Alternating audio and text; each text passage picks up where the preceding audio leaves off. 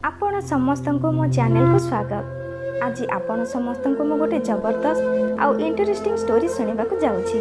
Please वीडियोटी भल लागिले like share आउ subscribe करदेबे। एबे आसंतु कहानीटी सुनिबा। आज सुहानी रो बाहागर प्रथम राति थिला। फूलर सेज उपरे बसी से तार आगामी भविष्यतर जीवन विषय रे सुनेली स्वप्न मान देखुथिला। ता सासु घरे तार स्वामी सासु ससुर आ गोटे दियर थिला। एते पर्यंत से तार स्वामी संजयर मुह को सामनारू ठीक से देखी नथिला। बास से ता स्वामीर केवल फोटो ही देखिथिला। सुहानीर बापा टिके पुराना विचारर थिले, सेथिपई से सुहानी को केवल फोटो देखै ही बाहागर करिथिले। आउ किछि समय पर सुहानीर स्वामी रूम को आसी पहुँची जिवो तो तार छातीर स्पंदन बढ़िबारे लागिला। सेते बेले अचानक लाइट चलीगला। किछि समय पर सुहानी को रूम भीतर को कहीं आसीबार शब्द शुभागला तो सांगे सांगे तार ओढ़णाटी को लंबा करी टाणीदेला, कारण ताकू लगिला कि तार स्वामी बोधे आसीगले। ता स्वामी ता पाखक आसी बसिले आउ तार ओढ़णाटी को हालकारे उठाई तार हाथ दुईटी को चुंबन कले। सुहानी टिके लाजई गला आउ ता देहरे टिके सिहरण खेलीगला। सेतेबेले लाइट आसिला तो तार स्वामी सांगे सांगे लाइट को ऑफ करदेले आउ स्नेहरे ताकू निज बाहुरे कुंडई धरिले। राति जेतिकी जेतिकी बढ़ी चलिला सुहानी तार स्वामी प्रति धीरे धीरे समर्पित हो चलिला। चतुर आसी ताको चिड़ेई कहिला, भाउज तुम तो इतने सुंदर, भाई तो अबे तुम ऊपर पूरा लट्टू हो जाइथिबे। सुहानी दियरर कथा शुणी लाजई गला, किंतु जेतेबेले ता स्वामी संजय ता सामना को आसिला तो तार देह थरिबारे लागिला, कारण संजय कहिबारे लागिला कि मते क्षमा कर दियो, मो काली रातिरे तुम रूम को जाई पारिलिनी। मु जानिछि बाहागरर प्रथम रातिरे तुमे केते उत्कंठार सहित मोर अपेक्षा करिथिबो, किंतु कौन करिबे मो सांग माने जना नाही मो जूस रे कौन मिसेई मते पियाई देथिले जे मु गभीर निदरे होश ही हरे बसिले। आ तापरे मते किए जणे नै अन्य एक रूम रे सुआई देला। किंतु तुमे बहुत भल, जहा कि घर लोकन को तुमे ए विषय रे किछि भी जणी ना हो। एबे भी जेतेबेले मोहित तुमको चिड़ाउथिला तो तुमे केवल लाजई जाइथिला। मु तो एमिति स्त्री पाई बहुत धन्य हो गली। मते तो लागुथिला कि तुमे मो ऊपर बहुत रागी जाइथिबो आ तुमे मो सहित ठीक से कथा भी हबनी बोली। एतिकी कही से जेतेबेले सुहानी पाखक आसिला तो सुहानीर देहरे झाड़ बोहिबार लागिला। से तार स्वामी को किछि हेले भी कहिलानी, किंतु से मने मने भाबिबारे लागिला कि जदि काली रातिरे मो स्वामी रूम को आसी नथिले तो काली जी आसीथिले से लोक किए थिला। रूम रे एते अंधार होइथिला जे से तार चेहरा ठीक से देखि पारि नथिला आ से तार स्वामी को प्रथमरु ठीक से जानि नथिला कि देखि भी नथिला। सेथिपई से जानि पारि नथिले कि रूम को तार स्वामी को जगह रे आउ केही आसीथिले बोली। एबे सुहानीर अवस्था बहुत खराब हेबार लागिला। ता सहित इति बड़ धोखा किए कला आ काहीकि एही सब कथा भाबी भाबी तार आखि लुहरे छळ छळ हेबार लागिला। तो संजय ताको देखि कहिला, कौन हैला जानू, तुम घर लोकन कथा तुमर मने पड़ुछि? आमी तो आउ अल्प किछि दिन पर तुम घर को जिबा, एतिरे एते कांदिबार कथा तो किछि नाही। मात्र अध घंटार रास्तार तो हेउछि तुम बापांक घर, एते मन दुख कौन पाई? सुहानी केवल मुंड तळक करे बसी रहिथिला।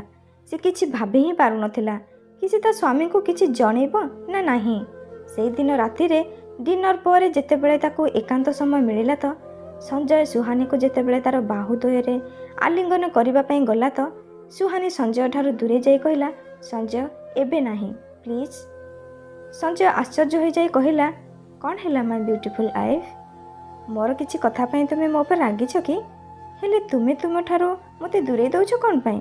सुहानी टिके कांद कांद कोहभरा कंठरे कहिला, मु भाबिथिले बाहागर परे मोर मन आउ देह उपरे केवल मो स्वामींकर अधिकार रहिबो, सेथिपई मु केबे भी कौनसी पुओ को आखि उठे देखि नथिले। आउ एबे तो आमे नुआ करी हमर संपर्क आरंभ करबाकू जाउछे, तो मु तुमको कौनसी कथा लुचेबाकू चाहुनी। एबे संजयर छाती जोर जोर से धड़धड़ हेबार लागिला कि सुहानी ए सब कौन कहूछि। से कहिला, तुमे कौन लुचाउछ? से किछि समय पई चुप रहिगला। तापरे से कुहभरा स्वर रे कहिला, तुमे चतुर्थी रातिरे आम रूम को आसी नथिलो तो आउ केही आम रूम को आसीथिला। मु भाबिली से तुमे बोली आ मु निजे निजे को ता पाखरे समर्पित करदेली। पुणी जेतेबेले सकाळे तुमे मते कहिलो कि रातिरे रूम को आसी नथिलो तो आउ केही आम रूम को आसीथिला। मु भाबिली से तुमे बोली आ मु निजे निजे को ता पाखरे समर्पित करदेली। पुणी जितेबले सकाळे तुमे मते कहल कि राति रे तुमे आसी नथिल बोली सेतेबेले तो मो होश उड़ीगला कि जदि तुमे रूम को आसी नथिल तो जी आसीथिला से किए थिला। एतिकी कही सारी से जोर जोर से कांदिबारे लागिला। संजय ए सब शुणी आबा काबा होई सुहानी को चाही रहिथिला। सुहानी कांदी कांदी कहिला, बोध हुए एबे मु तुमर योग्य हेकि ही आउ नाही, किंतु मु तुमको धोकारे रखी आमर संपर्कर आरंभ करने को चाहू नथिले। मु तुमको केमिति सब कथा जणेबे मु किछि भाबी ही पारु नथिले, किंतु ये एमिति कथा थिला जहा को तुमको जणेबा निहाती आवश्यक थिला। यह कही से आहुरी कांदिबारे लागिला तो संजयर हृदय व्याकुल हो उठिला। तापर से भाबिबारे लागिला कि सुहानी केते कष्टरे अछि। जो झील सहित एमिति दुखदायक घटना घटी जाए तो तार सब स्वप्न भांगी चूरमार हो जाए। संजय टिके भाबिला, तापर सुहानीर कांध दुई को मजबूत रे धरी कहिला, देख आमे हेउछि स्वामी स्त्री। बाहागर समय मु संकल्प करिथिली कि तुमर सब सुख दुखरे मु तुमर साथ देबी। तो आज तुमर एई दुखरे मु भी दुखी आ तुम सहित मु अछि। तुमे तो किछि भूल करिना, जहा किछि हेइछि तुम अजाणतरे। तो पुणी मु तुमको तुमर एई समय रे केमिति का छाड़ी दे पारिबी। मु तुमर प्रतिटी स्टेप रे मु तुम सहित अछि।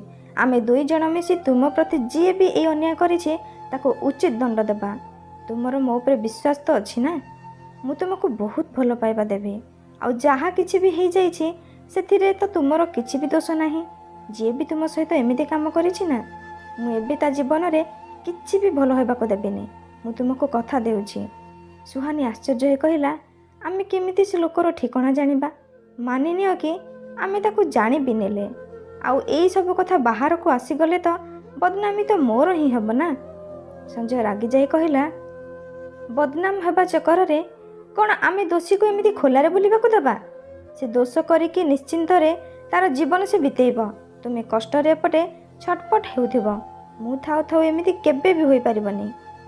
आउ एही परि भावना नै सबु अपराधी माने झियो मानक सहित अपराध काम करूछंती कि झियो तो बदनाम हेबा डर रे काहा को किछि भी कहिबनी आ से माने दंडरू बंची जिवे। किंतु मु तुम सहित सबु बेले अछि। तुमर किछि भी बदनाम हेबा को डरिबार आवश्यकता नाही। लोक माने 2-4 दिन पर्यंत कथा सुनाइबे, किंतु तुमे तो जीवन सारा निश्चिंत रे रहिबो कि तुमे तुम दोषी को दंड देइछ। आ जहा कथा अछि कि सेई लोक को चिन्हिबा पई तो तार चिंता तुमे बिल्कुल भी करनी। आ तुमे जानी नथिब, आज जानी नियो कि बाबा काहा को किछि न जणै सब रूम बाहर कैमरा लगाइछंती। सुरक्षा दृष्टि आमे एही कथा काहा को किछि भी जणैनु। केवल पापा आउ मु ही जानिछु। बाहागर रे आसीथिबा लोक मानक भितरु केही जणे तुम सहित एमिति काम करिछि। आ से जानि नथिब कि मो रूम बाहर भी गोटे कैमरा लागिछि बोली। तो आमे बहुत सहज रे से अपराधी को धरि पारिबा। सुहानी कहिला, हेले सेई समय तो लाइन नथिला। बोध हुए केही जणे लाइट सहित छेड़छाड़ करिछि। संजय धीरे हसी कहिला, तुमे टेंशन कोन पय नउछ? जदि लाइट सहित केही किछि छेड़छाड़ करिछि तो सेइठी भी तो कैमरा लागिछि ना। आमे फुटेज चेक करि परिबा। तापरे संजय और सुहानी मिसी सब फुटेज को चेकिंग करिबारे लागिले। किछि समय पर संजय ए सब देखि आश्चर्य हो गला कि लाइट सहित छेड़छाड़ करबा लोक आउ केही नथिले, बरम जे तार सांग मयंक थिला। मयंक को देखि सुहानी सांगे सांगे कहिला, अरे ये तो मयंक। संजय सुहानी को कहिला, कौन तुम याको जानिछ? से कहला, हाँ ये तो आम कॉलेज रे पढुथिला। आम भितरे केबे भी कथाबार्ता होई नथिला, किंतु याको मो कॉलेज रे निश्चय देखिछि। संजय एबे सब किछि कथा बुझी सारिथिला। से कहिला, तुमे बिल्कुल भी चिंता करनी, आमे पुलिस पाखक जिबा। सुहानी संजयर हाथ को धरी कहिला, हेले मम्मी पापा को आमे कौन कहिबा? संजय कहला, तुमे चिंता करनी, मोर प्रथमे मम्मी पापा सहित जाइकी ए विषय कथा हेउछि। मोर पूरा विश्वास अछि कि से माने भी आम सहित छिड़ा हेबे। मम्मी पापा सब बेले मते अन्याय विरोध रे लड़िया पई सिखैछंती। आउ आज जेते बेले कथा बहु पर्यंत आसीछि त से माने निश्चय तुमर साथ देबे। जेते बेले संजय तार बापा मम्मी को सहित ए विषय कथा होई आसिला त बहुत खुशी जना पड़ुथिला। से हसी हसी कहिला, पापा कहिले आमे अपराधी को तार उचित दंड देबा। सुहानी सांगे सांगे संजय को कुंढेई धरिला आ ताको एथर टिके शांति अनुभव हैला। संजय तार पापा सहित पुलिस स्टेशन रे पहुँचला। से फुटेज देखैला ଆଉ ସବୁ କଥା ଇନ୍ସପେକ୍ଟରଙ୍କୁ କହିଲା। ପୋଲିସ ସାଙ୍ଗେ ସାଙ୍ଗେ ମୟଙ୍କକୁ ଥାନାକୁ ଡାକିଲେ। ଯେତେବେଳେ ତାକୁ ଶକ୍ତରେ ସବୁକିଛି ପଚରା ଉଚରା କଲା ଆଉ ଫୁଟେଜ୍ ଦେଖାଗଲା ତ ସେ ସାଙ୍ଗେ ସାଙ୍ଗେ କାନ୍ଦି କାନ୍ଦି କହିଲା, ହଁ ମୁଁ ହିଁ ସୁହାନୀର ରୁମ୍କୁ ଯାଇଥିଲି ଆଉ ମୁଁ ସଞ୍ଜୟ ଜୁସ୍ରେ ନିଶା ମିଶାଇ ତାକୁ ପିଆଇଥିଲି, ଯାହାଦ୍ୱାରା ସେ ତା'ର ଚତୁର୍ଥୀ ରାତିରେ ତା'ର ରୁମ୍କୁ ଯାଇପାରିବନି। ସୁହାନୀକୁ କଲେଜ ସମୟରୁ ହିଁ ତାକୁ ମୁଁ ଭଲ ପାଉଥିଲି, କିନ୍ତୁ ତା'ର ସାମ୍ନାରେ ମୋର ଭଲ ପାଇବାକୁ କହିବାକୁ ସାହସ ହିଁ କରିନଥିଲି। ପୁଣି ଯେଉଁଦିନ ମୋତେ ଚାକିରି ମିଳିଲା ତ ସେଦିନ ମୁଁ ଭାବି ନେଇଥିଲି କି ମୁଁ ସୁହାନୀକୁ ମୋର ମନ କଥା କହିଦେବି। ସେତେବେଳେ ମୁଁ ଜାଣିବାକୁ ପାଇଲି କି ସୁହାନୀର ବାହାଘର ସଞ୍ଜୟ ସହିତ ଠିକ୍ ହୋଇଯାଇଛି। ଏ କଥା ଜାଣିଲା ପରେ ତ ମୋର ହୋସ୍ ହିଁ ଉଡ଼ିଗଲା। ସଞ୍ଜୟ ମୋର ଭଲ ସାଙ୍ଗ ଥିଲା। ମୁଁ ଏ କଥା ଆଦୌ ସହିପାରୁନଥିଲି କି ମୁଁ ଯାହାକୁ ଭଲ ପାଉଥିଲି ସେ ମୋ ସାଙ୍ଗର ସ୍ତ୍ରୀ ହେବ। ସେତେବେଳେ ହିଁ ମୁଁ ନିଷ୍ପତ୍ତି ନେଇଥିଲି କି ସଞ୍ଜୟ ପୂର୍ବରୁ ମୁଁ ସୁହାନୀକୁ ହାସିଲ କରିବି, କାରଣ ସେ ହେଉଛି ମୋର ପ୍ରଥମ ପ୍ରେମ। ସେଥିପାଇଁ ତାପରେ ପ୍ରଥମ ଅଧିକାର ମୋର ହେଉଛି। ସଞ୍ଜୟ ତାକୁ ଗୋଟେ ଶକ୍ତ ଥାପଡ଼ ମାରି କହିଲା, ବଦମାସ, ଯାହାକୁ ତୁ ଭଲ ପାଇବା କହୁଛୁ ସେ ହେଉଛି ଗୋଟେ ପାଗଳାମୀ। ଭଲ ପାଇବା କାହାକୁ ଛନ୍ଦ କପଟ କରି ପାଇବା ନୁହେଁ। ତୁ ଯଦି ସୁହାନୀକୁ ଭଲ ପାଉଥିଲୁ ତ ତୁ ତା ସାମ୍ନାରେ ବିବାହ ପ୍ରସ୍ତାବ ରଖିଥାନ୍ତୁ। ଯଦି ସେ ହଁ କରିଥାନ୍ତା ତ ଠିକ୍, ନା କହିଥିଲେ ବି ଠିକ୍। ଭଲ ପାଇବା ପରି ପବିତ୍ର ଭାବନାକୁ ତୁ କଳଙ୍କିତ କରିଦେଲୁ। ମୟଙ୍କ ଚୁପ୍ ରହିଗଲା, କାରଣ ତା ପାଖରେ କିଛି କହିବାକୁ ବଞ୍ଚି ହିଁ ନଥିଲା। ମୟଙ୍କର ବାପା ମାଆଙ୍କୁ ଯେତେବେଳେ ତାଙ୍କ ପୁଅର ଏଇ ଦୁଷ୍କର୍ମ ବିଷୟରେ ଜଣାପଡ଼ିଲା ତ ସେମାନେ ମୟଙ୍କକୁ ତା'ର ଅବସ୍ଥାରେ ତାକୁ ଛାଡ଼ିଦେଲେ ଆଉ ତାକୁ ବଞ୍ଚାଇବା ପାଇଁ ଚେଷ୍ଟା କଲେନି। ଏବେ ମୟଙ୍କ ଜେଲରେ ତା'ର ଦଣ୍ଡ ଭୋଗୁଛି।